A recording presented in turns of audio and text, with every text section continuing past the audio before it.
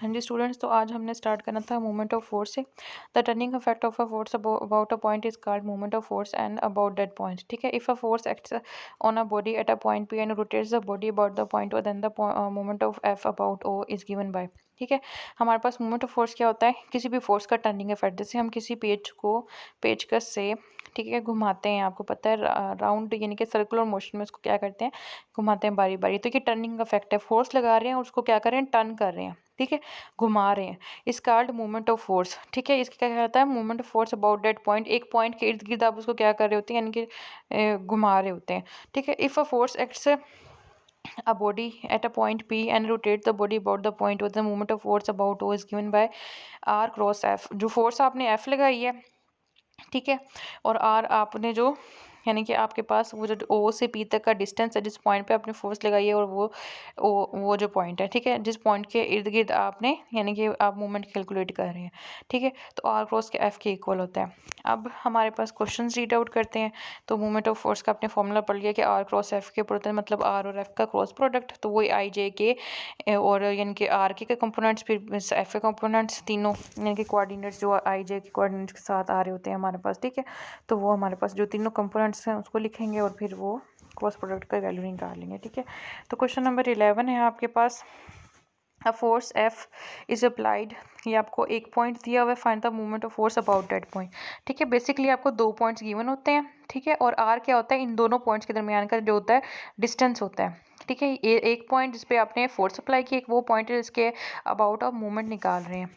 ठीक है, तो वो दोनों का डिस्टेंस ये R हमें देता है। F आपने निकाल लिया, A पॉइंट ऑफ एप्लीकेशन है, and about that point for which we are calculating the movement of force. ठीक है, तो R क्या है, B A पॉइंट है, B से A तक का डिस्टेंस है। ठीक है, A भी नहीं करना आपने क्या करना है, जिस पॉइंट के अबाउट निकाल रहे हैं उसको पहले लिखना है, और A पॉइंट जो पॉइंट ऑफ एप्लीकेशन है उसकी डायरेक्शन में होता है। यानी कि R की जो डायरेक्शन होती है, R वेक्टर ये जो हमारा होता है, उसकी डायरेक्शन कहाँ होती है, फ्रॉम यानी कि जहाँ पे हम अप्लाई कर रहे होते हैं उससे पॉइंट ऑफ एप्लीकेशन की डायरेक्शन में होता है। तो ये बी ए होता है। तो ए में से आपने बी के पोजीशन वेक्टर क्या कर देने हैं, माइनस कर देने हैं। तो वो आपके पास आर निकल आया, आर वेक्टर आ गया। अब एफ वेक्टर आपको दिया हुआ है, आर क्रॉस एफ क्या होता है, आई जे के। तो आर के कंपोनेंट्स क्या है, 1 1 और 4। एफ के कंपोनेंट्स आपके पास 4 -3, सॉरी 4 0 और -3 दिया हुआ है। ठीक है, उसका हमारे पास जे कंपोनेंट 0 है। तो आपने क्या किया, क्रॉस प्रोडक्ट खोल लिया, आई वेक्टर उसको निगलेक्ट किया, -3 आ गया आपके पास, -0 आ गया, -j इंटू -3 माइनस आपके पास जो भी बनेगा। ठीक है, ये आपके पास बनेगा -3 और -16 बनेगा। ठीक है, तो प्लस के 0 -4 है, और ये हमारे पास आंसर आ गया। ठीक है, अब क्वेश्चन नंबर हमारे पास 13 है इसके बाद।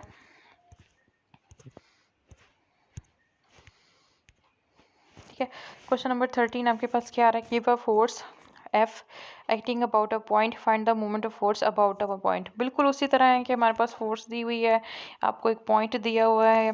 ठीक है, पॉइंट ऑफ एप्लीकेशन जिसको पॉइंट P से रिप्रेजेंट किया है। ठीक है, और किसी पॉइंट के, यानी कि दो पॉइंट्स दिए हुए हैं। ठीक है, ये आपका पॉइंट ऑफ एप्लीकेशन वाला यानी कि जिसके पॉइंट के अबाउट निकाल रहे हैं, और ये P जहाँ पे आपने क्या किया है, फोर्स अप्लाई की हुई है। तो आपको पता है आपने A से P की तरफ निकालना होता है। तो आपने वेक्टर क्वेश्चन नंबर 13 हम कर रहे थे। ठीक है, F दिया हुआ है, A दिया हुआ है, B दिया हुआ है। ठीक है, उसी तरह B आपका क्या है, जिसकी अबाउट निकालनी है। A आपका क्या है, पॉइंट ऑफ एप्लीकेशन वाला दिया हुआ है। तो बी ए वेक्टर निकालना है। बी ए वेक्टर के लिए क्या करेंगे, A के पोजीशन वेक्टर में से B की पोजीशन वेक्टर माइनस कर देंगे, फिर R क्रॉस F निकाल लेंगे। बिल्कुल उसी मेथड पे क्वेश्चन है। ठीक है, क्वेश्चन नंबर 14 आपके पास आ गया। बस आपने ये याद रखना है कि किसके अबाउट है और पॉइंट ऑफ एप्लीकेशन कौन सा, इसमें मेन हिंट यही है। ठीक है, question number 14, find the moment about जिसके पॉइंट। अब ये आपके पास क्या है, जिसके अबाउट निकालना है ए। ठीक है, और of each of the concurrent forces दो है हमारे पास। ठीक है, I - 2j और दो फोर्सेस दी हुई हैं। Where point P is the point of the concurrency. ठीक है, जहाँ पे वो फोर्सेस क्या करती हैं, कंकरेंट है। ठीक है, तो कंकरेंट फोर्सेस हमारे पास होता क्या है, सबसे पहले हम ये देखते हैं। ठीक है, कंकरेंट फोर्सेस वहाँ कहते हैं, a set of points of forces is concurrent. ठीक है, if all the lines of action of those forces all come together at a single point. जब वो किसी यानी कि सारी की सारी उनकी जो all the lines of action, उनकी जो यानी कि सारी फोर्सेस हैं वो सारी की सारी कंकरेंट कहलाती हैं। ठीक है, एक सेट ऑफ पॉइंट्स। ठीक है, ये यानी कि कंकरेंट कहलाता है। ठीक है, कैसे? अगर उनकी हम यानी कि उन पॉइंट्स की यानी कि हम लोग लाइन ऑफ एक्शन बनाए, ठीक है, और वो सब सारी की सारी एक ही पॉइंट पे मिले, ठीक है, एक पॉइंट पे कट करें, एक पॉइंट पे मिले, because the line of action for the gravitation, दो ही आगे एक्सप्लेन किया हुआ। ठीक है, तो कंकरेंट फोर्सेस यही होती हैं कि जो एक पॉइंट पे मिल रही हों। ठीक है, तो जो आपके पास क्वेश्चन है उसको रीड आउट कर लेते हैं ब्रीफली। उसमें आपको क्या दिया हुआ है, फाइंड द मोमेंट अबाउट, आपके पास दो कॉन्करेंट फोर्सेस मिल रही हैं, ठीक है, और वो एक ही, ये जो पॉइंट ऑफ कॉन्करेंसी है इसका मतलब ये दोनों इस पॉइंट पे क्या कर रही हैं, यानी कि एक्ट कर रही हैं या यहाँ पे मिल रही हैं। ठीक है, यानी कि मिलती हैं यहाँ पे आके, they meet at this point. ठीक है, तो आपके पास अबाउट जिसका है वो तो आपके पास ए वाला है, और दूसरा पॉइंट कौन सा है, वो जो पे पॉइंट ऑफ एप्लीकेशन है उनका। ठीक है, जहाँ पे वो मिल रही हैं वही आपका उनका क्या होगा, पॉइंट ऑफ एप्लीकेशन होगा। तीनों फोर्सेस मिलके आपके पास क्या बना रही हैं।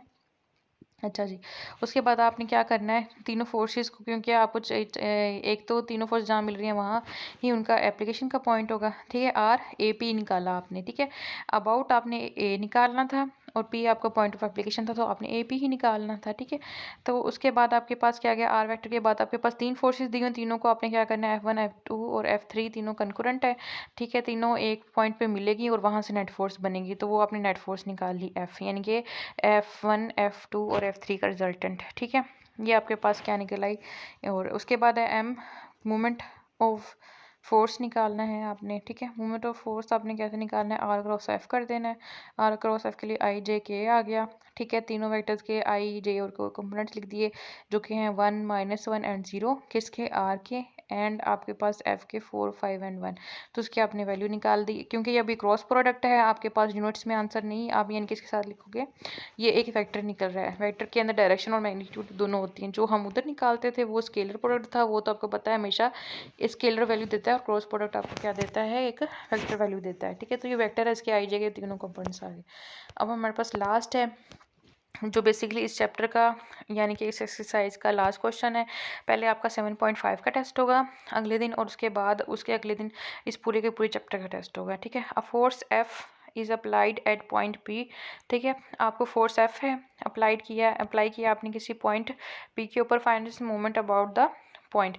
ठीक है, आपके पास डायरेक्ट अब क्या दिया हुआ है, अबाउट द पॉइंट, ये पूरा नहीं आया हुआ।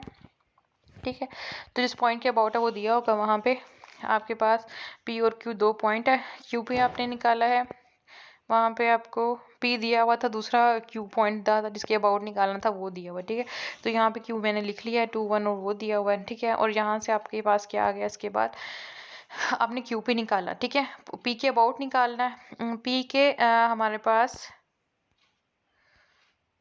पी के ऊपर अप्लाई करें, ये पॉइंट ऑफ एप्लीकेशन है। ठीक है, तो इसका मतलब है कि पी बाद में आएगा और क्यू पहले आएगा, जिसके अबाउट निकालें क्यू पहले आ गया। ठीक है, तो आपने क्यू पी निकाला, R is equal to Q P.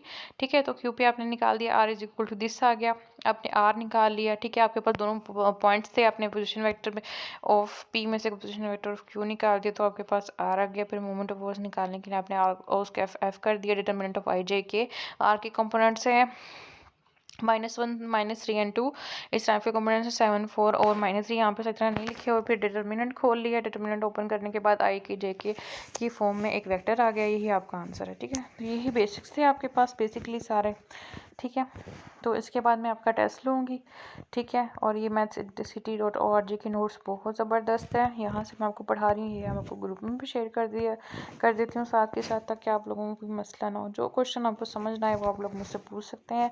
ठीक है, तब तक के लिए आप लोग अपना ख्याल रखिए, अपने घर वालों का ख्याल रखिए। नेक्स्ट जो चैप्टर शुरू करूँगी वो मैं जब आप लोगों का टेस्ट होगा आपको ग्रुप में खुद बता दूँगी। ठीक है, खुदा हाफिज़।